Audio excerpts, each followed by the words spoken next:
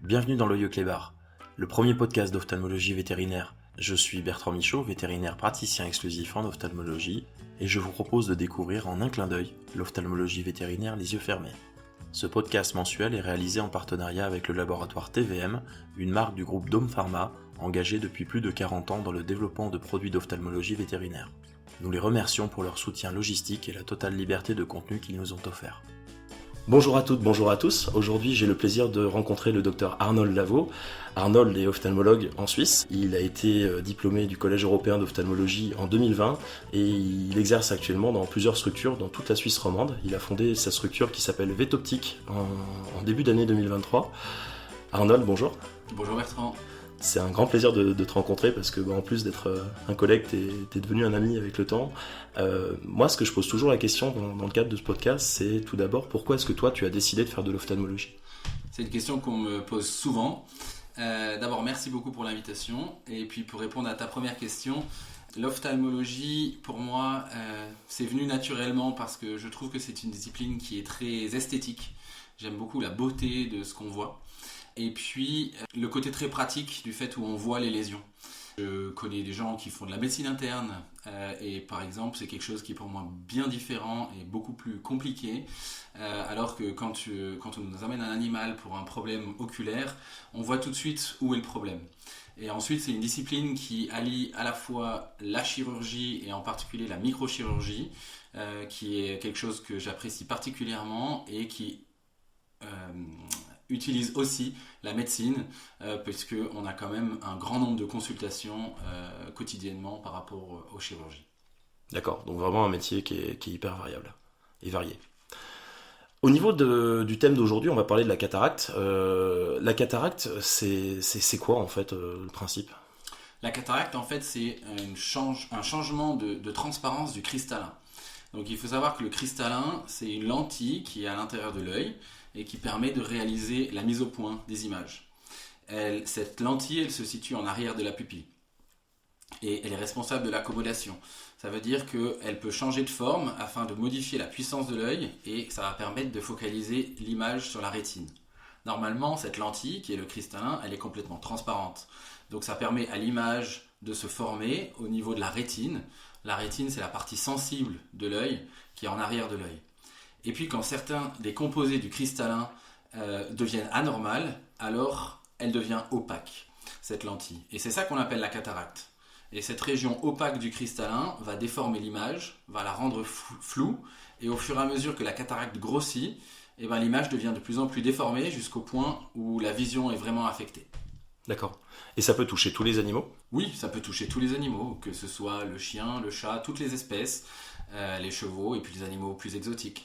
Et est-ce qu'il y a des différences entre la cataracte de l'animal et la cataracte de l'homme ? Il n'y a pas beaucoup de différence. Le mécanisme d'apparition de la cataracte est identique. On ne va pas avoir le même aspect, le même aspect clinique d'une cataracte chez l'homme que chez l'animal, puisqu'en général, la cataracte chez l'animal, elle est détectée beaucoup plus tard. Et on intervient également beaucoup plus tard quand on doit la traiter. En général, on voit rarement un humain, homme ou femme, avec une cataracte toute blanche. Et si vous allez chez l'ophtalmologue, il vous opérera beaucoup plus précocement que ce qu'on fait chez l'animal. Oui, parce qu'en fait, les animaux, ils se plaignent pas de leur déficit visuel et il n'y a pas grand-chose. En général, un animal, il va commencer à perdre la vision à quel stade d'évolution de la cataracte ? En général, c'est sur des stades très avancés. D'accord. Avancés à très avancés. Et puis, le propriétaire va remarquer des baisses de vision sur des situations du quotidien. Par exemple, l'animal qui n'arrive pas à retrouver son jeu ou alors qui n'attrape pas les friandises comme d'habitude. Ça peut être un premier signe annonciateur avant d'avoir un animal complètement aveugle. D'accord. Donc l'idéal en fait c'est de ne pas attendre en fait que son animal ait un œil totalement blanc en fait et déjà de voir dès qu'il y a des prémices en fait de signes de déficit visuel en fait d'aller consulter son vétérinaire généraliste ou plutôt un spécialiste directement. Je pense que la première étape est de consulter le vétérinaire généraliste. Ensuite, dès qu'il y a un doute ou une suspicion, il vaut mieux aller voir un vétérinaire spécialisé en ophtalmologie qui a plus l'habitude de voir ce type de lésion. Puisqu'il faut quand même distinguer la cataracte de ce qu'on appelle la sclérose nucléaire du cristallin. Et cette sclérose du cristallin, en fait, c'est un vieillissement normal du cristallin qui va donner une opacification qui est plus grisâtre, plus bleutée que la cataracte qui, elle, est plus blanche, en fait. On a plus un aspect nuageux et blanc. La sclérose ne provoque pas de baisse de vision. Donc on ne va pas opérer un animal qui présente de la sclérose. Tous les animaux qui prennent de l'âge auront une sclérose de cristallin. Et certaines études ont montré que tous les animaux qui prennent de l'âge auront de la cataracte aussi. Et selon certaines études, je crois que tous les animaux au-delà de 13 ans auront de la cataracte. Mais ça ne veut pas dire qu'on va les opérer. Cette cataracte, ça peut être un foyer focal qui ne va pas gêner votre animal. D'accord. Et tu me parles de différenciation entre la sclérose et la cataracte. Pour les vétérinaires qui nous écoutent, comment est-ce qu'ils peuvent faire pour la distinguer en fait comment est-ce qu'on pratique, avec quels appareils ils vont pouvoir regarder ça, eux, à leur niveau de généraliste? C'est une très bonne question et les vétérinaires généralistes doivent être sensibilisés à ça. La distinction entre les deux affections est assez facile à faire. Je vous ai déjà parlé des différences d'opacité, le gris-bleu versus le blanc pour la cataracte. Donc la première chose à faire, c'est d'essayer de voir en fait ce qu'on appelle le reflet du fond d'œil. Le reflet du fond d'œil, en fait, c'est le reflet de la rétine et d'une structure particulière au sein de cette rétine qui réfléchit la lumière. Pour ça, on peut utiliser une source lumineuse focale, soit un transilluminateur par exemple, soit même la lumière du smartphone. Il vaut mieux la mettre dans votre axe visuel, cette lumière. Donc vous la portez proche de votre œil et vous vous mettez dans l'axe visuel de l'animal. Si vous voyez le reflet du fond d'œil qui peut être jaunâtre, verdâtre, voire même rouge selon la couleur du pelage de l'animal, c'est que la lumière passe au travers du cristallin, donc on est face à une sclérose et pas face à une cataracte. D'accord. Et cet examen, il vaut mieux le réaliser juste dans la pénombre ou est-ce qu'il y a besoin de dilater la pupille pour regarder ça? Alors, dans la pénombre, dans la majorité des cas, ça suffit. Si on veut avoir plus d'informations, on peut dilater la pupille, puisque une pupille contractée va nous masquer une grande partie du cristallin. Donc si on veut avoir accès à l'entièreté du cristallin, il faut dilater la pupille. D'accord. Mais le fait de se mettre dans la pénombre va déjà dilater spontanément la pupille. Donc pour avoir un premier diagnostic rapide, le fait de se mettre dans la pénombre, ça aide déjà beaucoup. D'accord. On revient un peu à la cataracte. Est-ce que, comme chez l'homme, on a l'impression toujours que ça touche essentiellement les personnes âgées? Est-ce que chez l'animal aussi, ça touche essentiellement les vieux animaux? Alors, contrairement à ce que l'on croit, la cataracte ne touche pas que les vieux animaux. Mais comme tu l'as dit, ça touche quand même beaucoup d'animaux âgés et il y a différents types de cataracte. Cette cataracte qui touche les animaux âgés, c'est ce qu'on appelle la cataracte sénile et l'âge de l'apparition, elle va dépendre de la race et de l'espèce, bien évidemment. Mais il y a différents types de cataracte et la cataracte la plus fréquente chez le chien, c'est ce qu'on appelle la cataracte héréditaire.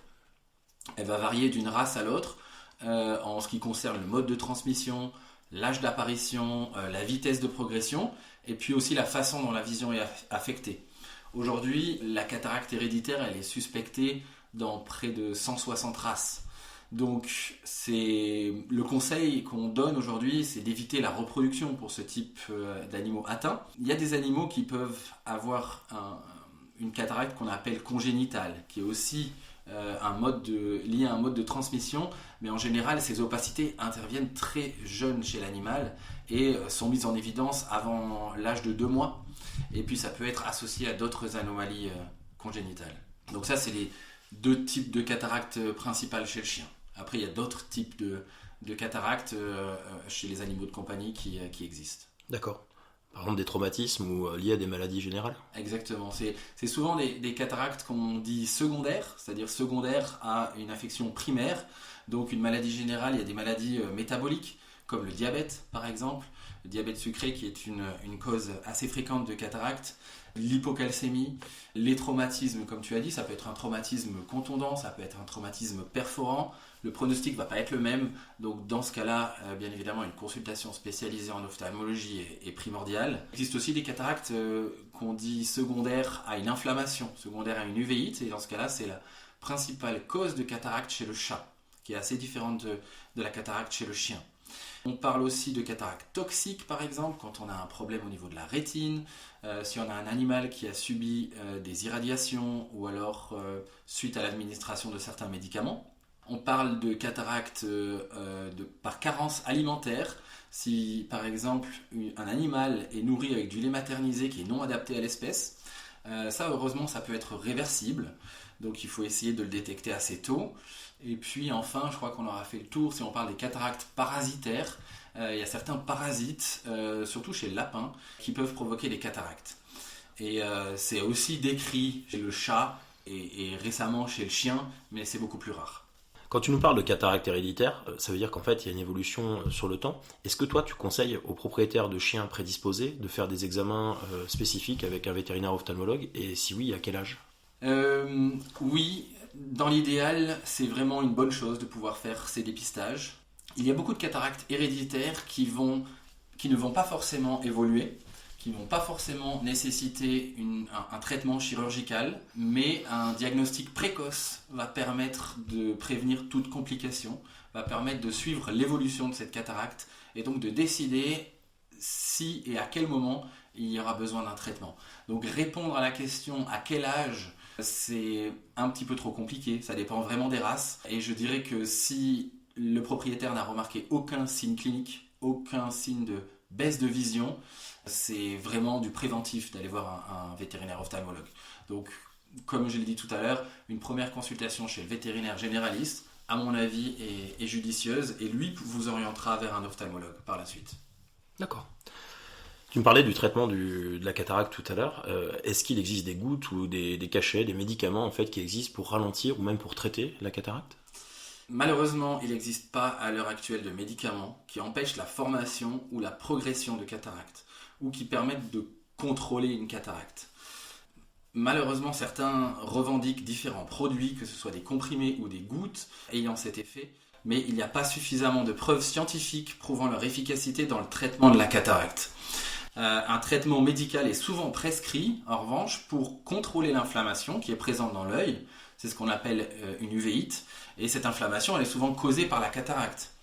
Ou alors, certains vétérinaires auront peut-être tendance à vous prescrire à votre animal des gouttes pour dilater la pupille afin d'augmenter la vision. Mais dans ce cas-là, on est sur une indication chirurgicale, probablement.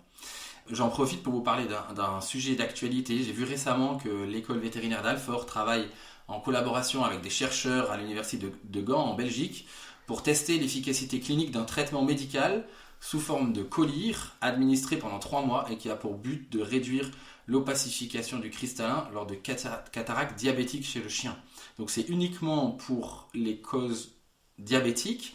Et si vous avez des animaux avec un diabète sucré diagnostiqué qui ont développé une cataracte et que pour une raison X ou Y vous ne pouvez pas l'opérer, alors je vous conseille de contacter le service d'ophtalmologie de l'école d'Alfort pour pouvoir être inclus dans leur étude et essayer ce traitement pour voir si son efficacité est réelle. D'accord. Et donc fondamentalement, à part la chirurgie, il n'y a pas tellement de traitement pour la cataracte. Exactement. Le traitement de choix, c'est la chirurgie. Le traitement chirurgical, ça s'appelle la phacoémulsification et c'est dans les très grandes lignes la même chose que ce qu'on fait chez l'homme aujourd'hui. D'accord. Et ça consiste en quoi? Alors, le principe de base et général, c'est qu'en fait, on rentre dans l'œil, on aspire les opacités, on implante un cristallin artificiel dans la majorité des cas et on referme l'œil. Donc ça, c'est les grands principes. Ça paraît simple. Ça paraît simple. Après, il faut faire ça vraiment de manière minutieuse, par étapes. Il faut préparer à la chirurgie de cataracte. Souvent, on a besoin de donner des gouttes avant la chirurgie pour diminuer l'inflammation. Il faut se rendre compte que c'est une chirurgie qui se fait sous anesthésie générale, qu'il faut un microscope opératoire et des instruments qui sont spécifiques pour pouvoir réaliser cette chirurgie. Donc, ça ne peut pas être réalisé partout. Si vous avez un animal qui a une atteinte bilatérale où les 2 yeux sont touchés, on peut les opérer dans la même anesthésie. Ça, c'est une question qu'on nous pose souvent. C'est quelque chose que je conseille fortement pour éviter de faire 2 anesthésies à l'animal, d'opérer les 2 yeux dans le même temps. Lorsqu'on rentre dans l'œil, on rentre par une incision qui est toute petite, c'est 2 à 3 mm. On va ouvrir le cristallin, on va ouvrir la capsule. C'est un peu l'image que je donne au propriétaire, c'est un peu l'image d'un œuf à la coque par exemple. On va enlever la coquille et puis ensuite on va avec une sonde introduire cette sonde dans le cristallin et par des vibrations rapides, elle va détruire le cristallin, elle va l'aspirer et on va laisser uniquement le sac transparent qui est la coquille de l'œuf. Et puis, un cristallin artificiel spécifique pour l'espèce concernée. Il y a des cristallins qui sont faits pour les chats, pour les chiens, pour les lapins, pour les chevaux aujourd'hui. Il va être inséré avant qu'on puisse refermer l'œil. Le cristallin artificiel, il n'est pas indispensable, mais il est fortement recommandé pour améliorer la vision post-opératoire. Voilà le principe de la chirurgie. Et tu parlais en fait de s'assurer qu'il n'y ait pas d'inflammation, choses comme ça. Est-ce qu'il y a des examens en fait à réaliser avant d'envisager de faire une chirurgie cataracte? Oui, il y a pas mal d'examens qui doivent être réalisés pour s'assurer que le patient qu'on a en face de nous est un bon patient. Puisque il y a aussi des contre-indications sur l'état général de l'animal. Bien évidemment, son activité, son âge, la présence d'autres maladies oculaires ou générales qui vont nous dire si c'est un bon candidat ou non. J'insiste sur le fait que l'âge n'est pas un facteur limitant. On peut opérer des animaux à tout âge. Il m'est déjà arrivé d'opérer un chien de 16 ans pour sa cataracte. Il a vécu 1 année après la chirurgie, mais tout ça doit être fait en accord avec le propriétaire. Si la baisse de vision elle est récente et rapide, que l'animal a perdu en confort de vie, l'âge ne doit pas être un facteur limitant. Ensuite, il y a des contre-indications qui peuvent être détectées lors d'une consultation préopératoire qui est indispensable avant de partir à la chirurgie. Le principal test, c'est de tester le fonctionnement de la rétine. On va faire une échographie oculaire pour voir si la rétine elle est en place et on va faire ce qu'on appelle un électrorétinogramme. L'électrorétinogramme, c'est pour tester l'activité électrique de la rétine. C'est un peu comme un ECG pour le cœur, mais c'est pour la rétine. Le principe de savoir si la rétine fonctionne, c'est un petit peu comme un appareil photo. Si vous avez connu les appareils photo à pellicule, on ne va pas changer la pellicule d'un appareil photo si l'appareil photo ne fonctionne plus. C'est pareil pour la cataracte. On ne va pas enlever l'opacité si la rétine ne va pas pouvoir développer les photos derrière. Donc ça, c'est les 2 examens préopératoires les plus importants. Il y en a un troisième que je rajoute toujours, c'est ce qu'on appelle la gonioscopie. La gonioscopie, c'est l'examen de l'angle iridocornéen à l'intérieur de l'œil. Cet angle, c'est l'angle de drainage du liquide qui est à l'intérieur de l'œil. Et si cet angle est normal, alors le patient a moins de risque de développer un glaucome, qui est une augmentation de la pression intraoculaire après la chirurgie. Si l'angle est anormal, alors il sera peut-être plus prédisposé. Ce qui ne veut pas dire que c'est une contre-indication absolue. Nous pourrons quand même l'opérer, mais il va falloir probablement adapter la chirurgie et le traitement post-opératoire. Dernier critère, je pense aussi qui est important pour la sélection du patient, c'est son comportement. Un animal qui est très difficile à manipuler, en consultation, à la maison, ne va pas être un bon candidat. Le propriétaire doit aussi malheureusement être sélectionné.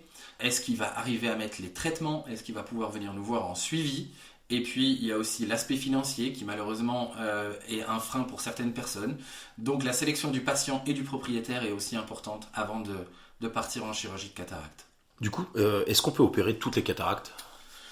Je dirais que la chirurgie de cataracte est recommandée pour la plupart des yeux atteints de cataracte. Mais si on se réfère à la question précédente, non, il ne faut pas opérer toutes les cataractes. Puisqu'il va y avoir des contre-indications. Je vous ai parlé tout à l'heure d'origine toxique, par exemple, après une dégénérescence de la rétine. Il ne faut surtout pas opérer une cataracte secondaire à une atrophie de rétine, puisque l'animal ne reverra pas. Et puis, malheureusement, il y a des cataractes qui évoluent rapidement, avec des complications.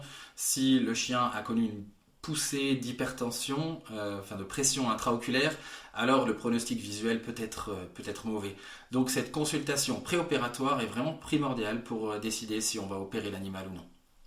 D'accord, donc c'est vraiment une étape qu'on peut pas passer. Moi j'ai régulièrement des propriétaires qui me disent est-ce que c'est vraiment nécessaire? Mon chien est jeune, il va bien, mais il est légèrement gêné en fait, et la cataracte n'est pas gravissime, mais il faut quand même vérifier cette fonction rétinienne et l'ensemble des structures en fait oculaires avant de se lancer dans cette chirurgie. Exactement, et il faut s'adapter à l'animal et au propriétaire qu'on a en face de nous, mais ne pas échapper à tous ces examens qui vont faire que la chirurgie sera une réussite par la suite. D'accord. Et toi, lorsque tu réalises ce genre d'intervention, est-ce que l'animal il est voyant tout de suite après l'opération? Est-ce que la vision va être la même qu'un animal normal si tu arrives à mettre l'implant? Dans la majorité des cas, oui. C'est assez spectaculaire. On nous emmène un animal qui est aveugle le matin et puis il repart l'après-midi en étant voyant. Il faut se rendre compte quand même que c'est une chirurgie qui peut être un peu traumatisante. On rentre dans l'œil, on va aspirer des cristallins qui sont parfois très durs, donc on peut passer du temps dans l'œil, ce qui provoque une inflammation.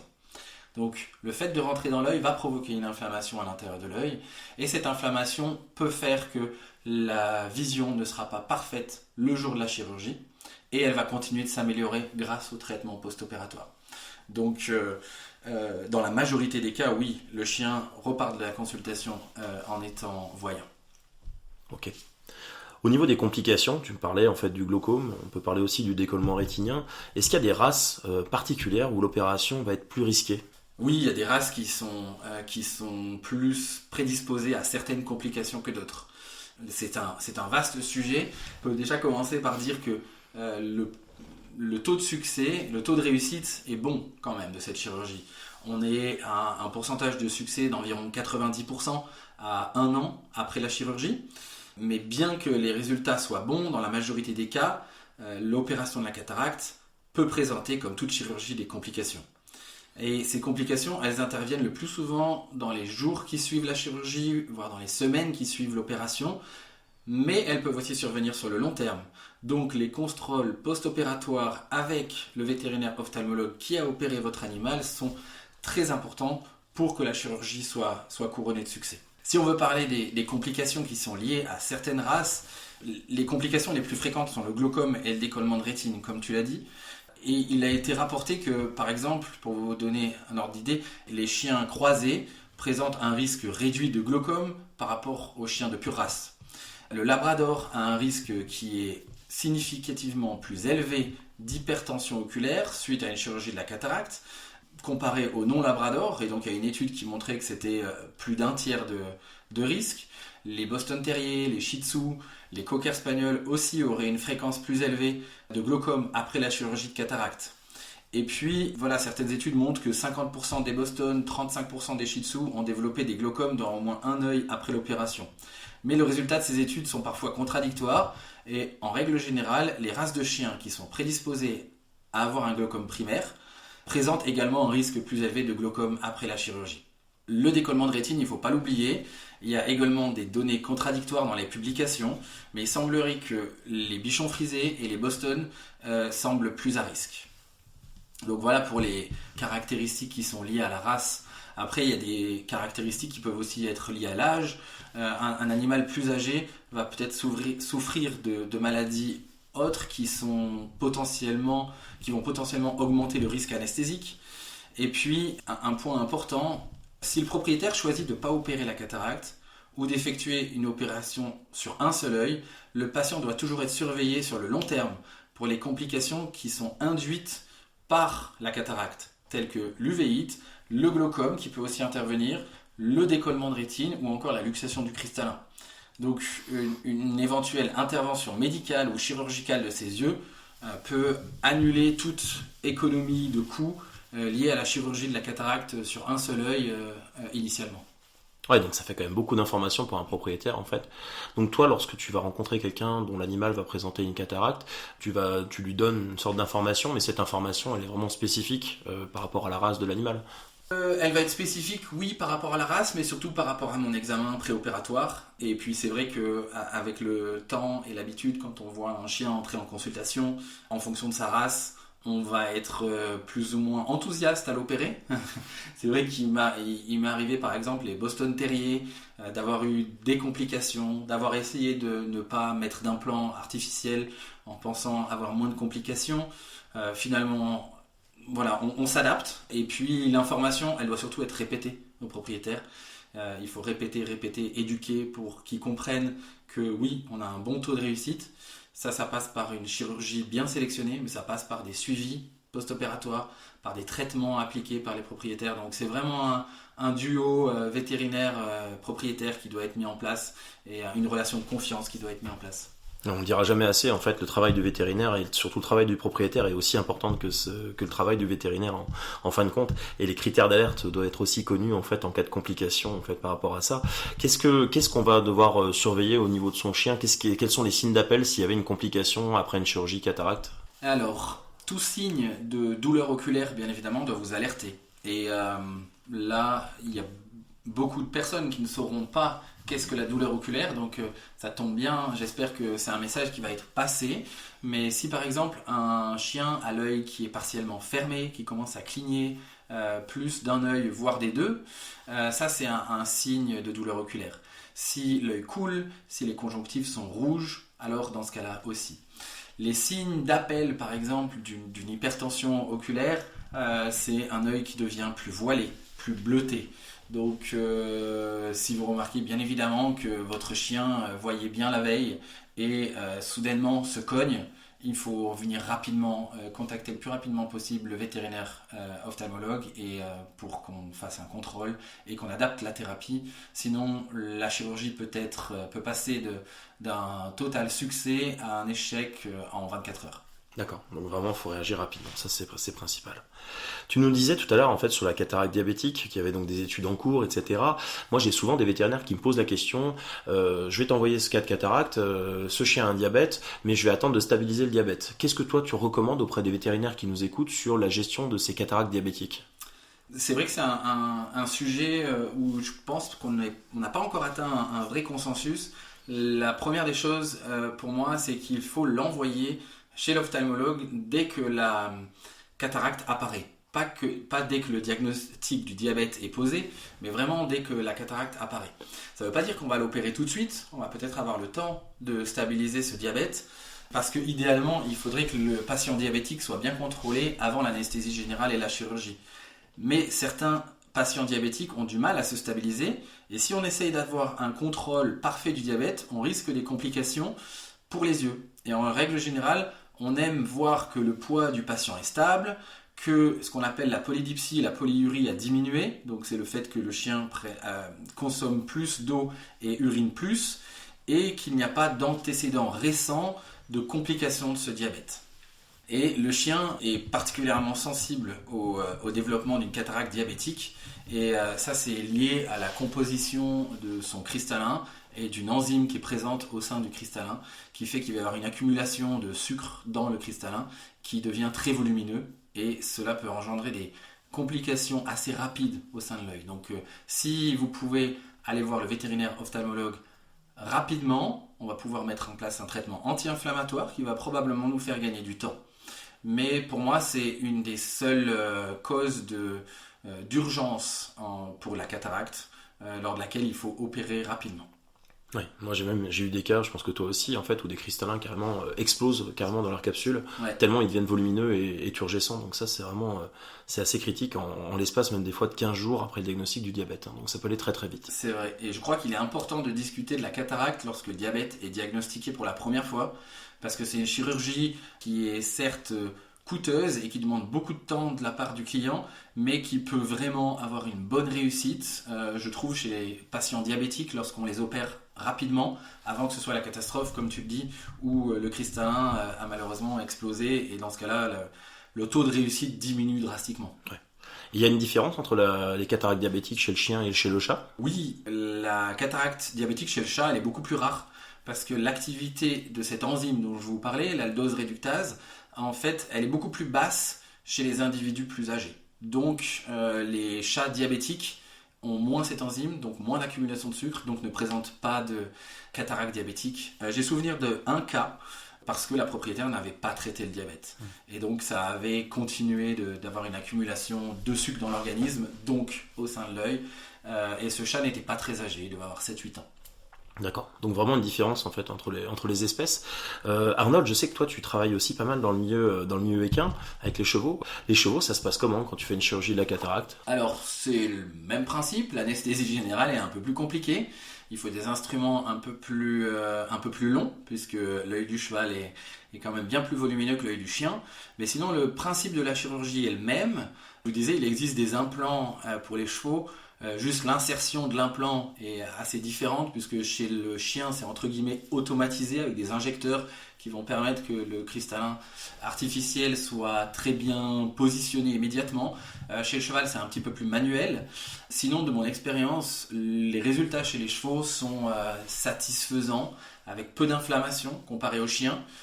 Mais c'est encore aussi une fois question de sélection du candidat, puisque l'origine de la cataracte chez le cheval, la plus fréquente, c'est comme chez le chat, c'est lié à une inflammation. Et les chevaux, ils font des inflammations récurrentes qui sont dites à médiation immune. Donc, Si on opère la chirurgie de la cataracte, ça peut rendre la vision à l'animal, mais le problème de l'inflammation primaire est toujours là. Donc ça aussi, c'est vraiment un consentement éclairé avec le propriétaire à ce moment-là. En revanche, les cataractes qui sont liées à l'âge ou liées à la race donnent en général de très bons résultats.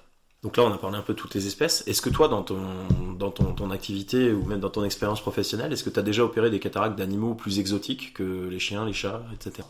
Pas tant que ça, j'ai vu beaucoup de cataractes sur des animaux exotiques. Après, il y a d'autres facteurs qui font qu'on les opère pas toujours. Moi, j'ai opéré la cataracte sur des chiens, des lapins, des chevaux, des chats. J'ai failli opérer un canard une fois, on avait programmé la chirurgie. Malheureusement, le canard est décédé la semaine entre la consultation et la chirurgie. C'était avant Noël, c'était pour le programme. Mais la cataracte peut être opérée chez beaucoup d'espèces. On a un collègue qui travaille en région parisienne, le docteur Laurent Boina, qui nous fait part souvent de ses activités sur les animaux exotiques. Je crois qu'il a opéré l'animal le plus volumineux qu'il ait opéré est un éléphant, et puis il n'y a pas longtemps il a opéré un cochon d'Inde, je crois. Donc oui, il y a beaucoup d'espèces qui peuvent être opérées. Ouais, on en a parlé dans le premier épisode de l'œil au clébard. Effectivement, on a eu le plaisir d'entendre Laurent. Il nous a expliqué effectivement ses péripéties avec certaines espèces un peu indigènes, un peu autochtones. Pour synthétiser aujourd'hui sur cet épisode sur la cataracte, ou est-ce que c'est toujours une cata, quel conseil toi tu donnerais, Arnold, aux propriétaires qui nous écoutent s'ils pensent que leur animal présente une cataracte? Qu'est-ce qu'ils doivent faire? Premier réflexe, consultez votre vétérinaire. Deuxième réflexe, cherchez un vétérinaire ophtalmologue. Parce que je vous disais au préalable que allez voir votre vétérinaire généraliste, il saura vous orienter. Malheureusement, pas tous les vétérinaires généralistes ont eu l'occasion d'écouter l'œil du clébard et donc ne savent pas forcément qu'on va pouvoir opérer et cela va être une réussite. Donc ça nous arrive à tous, je pense, d'avoir des propriétaires qui viennent spontanément chez nous, chercher des réponses à leurs questions, et il arrive qu'on puisse les rassurer et qu'on puisse trouver une solution et redonner la vue à leur animal. Donc ça, c'est vraiment la chose à faire. Consultez votre vétérinaire et puis cherchez un vétérinaire ophtalmologue. Si au pire vous allez faire une consultation qui ne va pas impliquer de chirurgie, puisqu'on va vous dire que ce n'est pas de la cataracte que votre animal présente, et puis si c'est de la cataracte et que pour telle ou telle raison vous ne pouvez pas l'opérer, je pense que la consultation initiale chez le vétérinaire ophtalmologue est aussi très importante.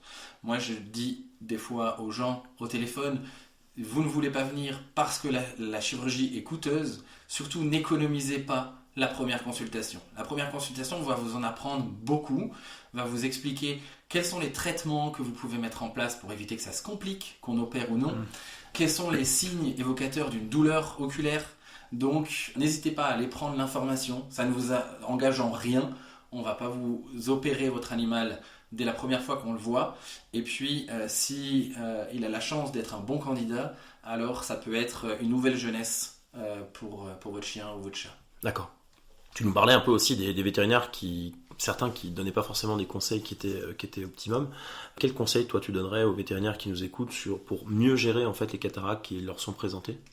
D'essayer de distinguer au maximum cette sclérose du cristallin qui est liée au vieillissement, mais qui ne provoque pas de baisse de vision, la distinguer de la cataracte, ça c'est la première des choses, d'apprendre à le faire, et ensuite examiner tous les animaux et faire un examen ophtalmologique, même de base, si vous voulez, utiliser un transilluminateur, une source lumineuse. Si vous avez un ophtalmoscope direct, vous pouvez utiliser une fente qui vous aidera à savoir si c'est réellement de la cataracte, est-ce que ces opacités stoppent la lumière ou pas, et puis de contacter votre ophtalmologue référent le plus proche pour en discuter, envoyer cet animal en consultation et puis savoir ensuite comment est-ce qu'on gère les différents suivis, puisque le vétérinaire généraliste sera apte à faire un suivi aussi de base pour un animal qu'on ne va pas opérer par exemple. Bah écoute, je pense que les auditeurs se sont régalés en fait à l'écoute de ce podcast. Merci. Arnold, je tiens à te remercier sincèrement en fait de ton intervention. Je rappelle à nos auditeurs que Arnold Lavaux exerce dans toute la Suisse romande. Donc si vous avez un souci avec l'œil de votre animal, présentez-le déjà à votre vétérinaire généraliste qui saura vous orienter vers ce spécialiste en ophtalmologie. Donc je vous rappelle donc ses coordonnées, vous pouvez les retrouver sur internet sur vetoptique.ch. À très bientôt Arnold. Merci beaucoup Bertrand, à bientôt.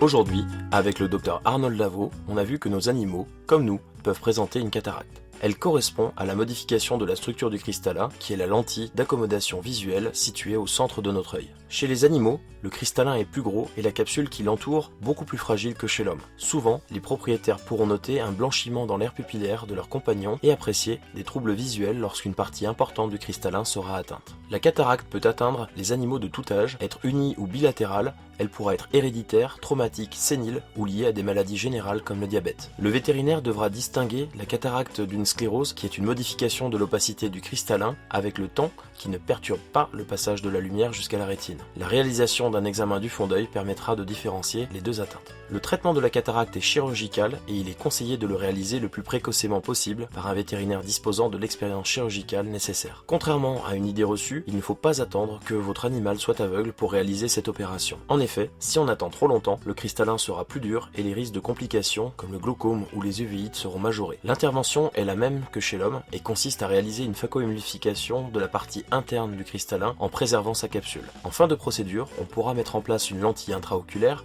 visant à rétablir le rôle optique du cristallin et assurer une vision normale de l'animal. La chirurgie de la cataracte est un acte bien codifié au pronostic généralement très favorable, pour peu que les examens complémentaires préopératoires aient été exhaustifs et n'aient pas identifié de facteurs affectant le pronostic. Des complications post-opératoires peuvent survenir dans moins de 10% des cas. Les plus graves peuvent entraîner une perte définitive de la vision, comme le glaucome et le décollement rétinien. Certaines races présentent des taux de complications plus importants que les autres races. Le suivi post-opératoire est important et long. Il devra être respecté pour limiter les risques de mauvaise évolution. Nous nous retrouvons le mois prochain avec le docteur Anaïs Lamoureux pour aborder l'ophtalmologie sous l'œil du médecin, parce que l'œil de votre animal c'est un peu un hublot sur son organisme.